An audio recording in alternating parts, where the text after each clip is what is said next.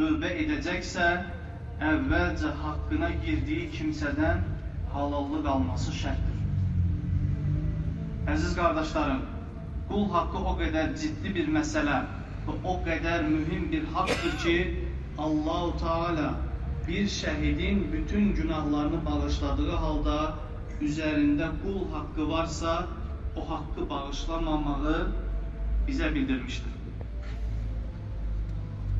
Çünki şəhid öz canını qurban etdiyi halda Allah Azza və Cəllə onun qul haqqını əfv etmir.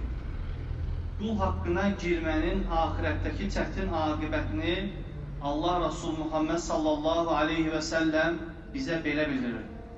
Kimin üstündə din qardaşının namusu, heysiyyəti və malı ilə əlaqəli bir zülüm varsa, qızıl və gümüşün olmadığı qiyamət günü gəlmədən əvvəl o insanla halallaşsın.